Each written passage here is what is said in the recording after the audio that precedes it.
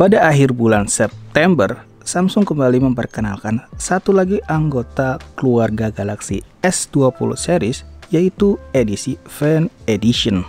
Kalau kata Samsung, Galaxy S20 FE ini merangkum fitur-fitur favorit penggemar untuk mengajak lebih banyak orang mendapatkan pengalaman premium dari lini Galaxy S. Dibanderol dengan harga 10 juta, selisih harganya memang cukup tipis dibanding dengan Galaxy S20 original yang saat ini bisa diperoleh dengan harga 11 juta. Namun, Samsung melakukan beberapa penyesuaian di sana-sini, meskipun tetap mempertahankan beberapa bagian-bagian penting agar layak menyandang nama S20. Seperti chipset Exynos 990, layar dengan refresh rate tinggi 120Hz, dan kamera utama 12 megapiksel yang sama seperti saudaranya. Langsung saja, bersama dengan saya Lukman di Daily Social TV, berikut review Samsung Galaxy S20 FE selengkapnya. Dari sisi desain, Galaxy S20 FE datang dengan pilihan 6 warna. Unit yang saya review berwarna Cloud Mint, hijau muda pastel yang tampil kekinian. Bagian punggungnya menggunakan material plastik dengan efek tekstur haze yang terasa cukup premium, serta dapat meminimalisir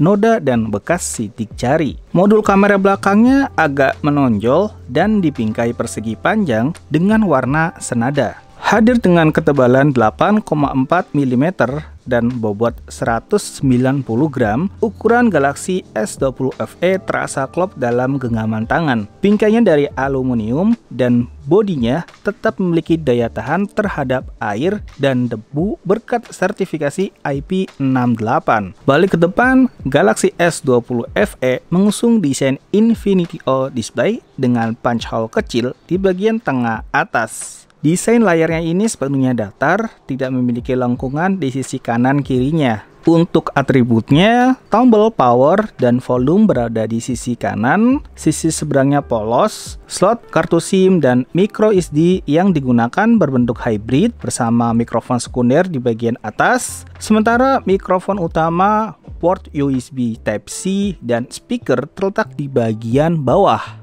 Dari sisi layar, Galaxy S20 FE masih dibekali panel dengan refresh rate tinggi 120Hz. Bentang layarnya 6,5 inci dalam rasio 20:9. Namun, yang perlu dicatat adalah Samsung tidak menggunakan teknologi layar terbaiknya. Galaxy S20 FE ini belum menggunakan Dynamic AMOLED, melainkan masih Super AMOLED. Resolusinya pun pada Full HD+, dan perlindungan layarnya Gorilla Glass 3, bukan generasi ke-6.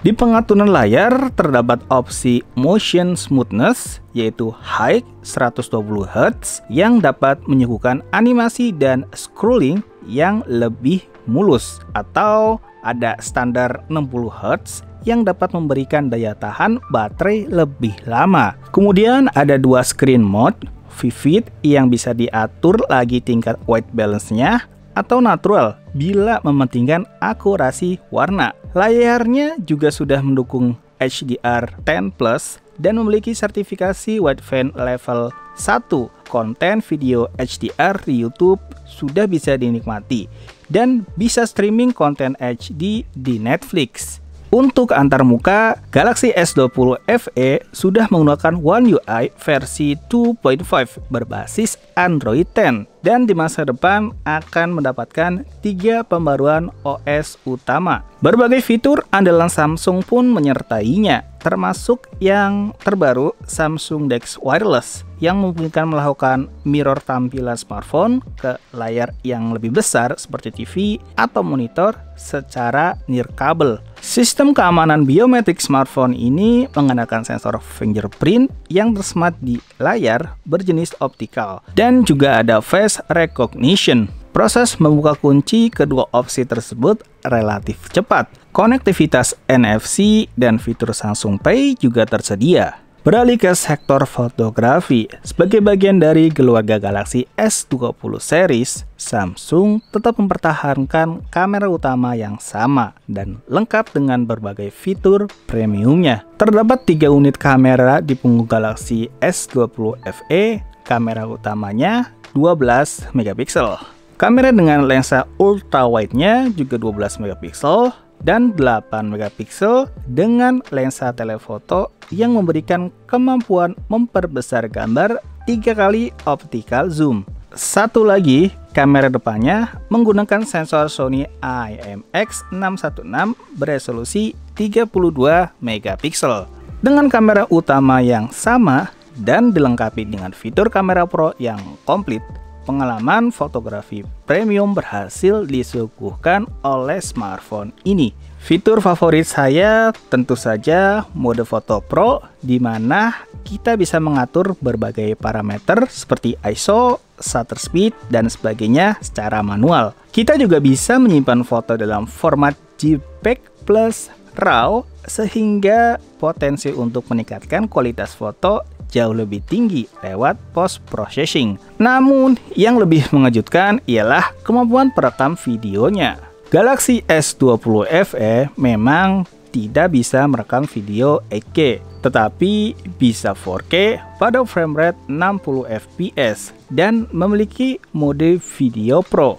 Lewat mode ini, rumus seperti shutter speed harus 2 kali frame rate bisa diterapkan, sebab ISO, shutter speed, dan frame rate tersebut bisa diatur sendiri. Biar video tampil lebih sinematik, ada opsi rasio 21:9. Mikrofon yang digunakan juga bisa dipilih.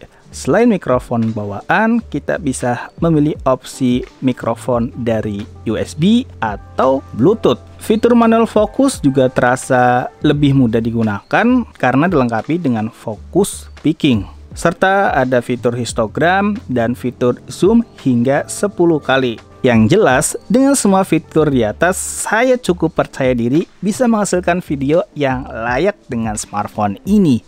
Untuk hardware, versi Samsung Galaxy S20 FE yang masuk Indonesia menggunakan chipset Exynos 990, sama seperti yang terdapat pada Galaxy S20 series. Performa yang disuguhkan smartphone ini dipastikan seperti monster, sangat kuat untuk berbagai tugas sehari-hari, bahkan aktivitas gaming berat sekalipun.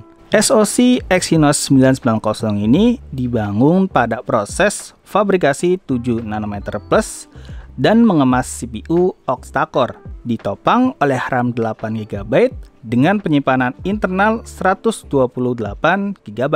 Tangki baterainya cukup besar, 4500 mAh, mendukung fast charging 25 watt. Sayangnya dalam paket penjualannya, Galaxy S20 FE ini hanya dibekali dengan adaptor fast charging tipe lawas dengan output maksimal 15 watt dan kabel data yang digunakan pun memiliki ujung USB A ke USB-C. Untuk mengisi penuh baterainya dibutuhkan waktu sekitar 1,5 jam lebih. Sekarang mari tarik kesimpulan. Samsung Galaxy S20 FE edisi Fan Edition merupakan versi terjangkau dari Galaxy S20. Meski selisih harganya cukup tipis, hanya sekitar 1 jutaan saja, namun banyak sekali penyesuaian yang terjadi di sana-sini. Beberapa bagian inti memang masih dipertahankan oleh Samsung. Sebut saja performa yang sama kuatnya, layarnya punya refresh rate tinggi 120 Hz meski kita pakai teknologi layar terbaik, dan kemampuan kameranya juga dapat diandalkan. Apakah smartphone ini pantas menyandang nama besar lini Galaxy S? Jawaban dari saya, iya, ini smartphone flagship dengan harga yang lebih bersahabat khusus untuk para penggemar Samsung. Meskipun terus terang saya akan lebih merekomendasikan Galaxy S20 original untuk mendapatkan pengalaman premium yang sebenarnya. Itu saja review Samsung Galaxy S20 FE. Saya Lukman Aziz, pamit undur diri dan sampai jumpa di video berikutnya.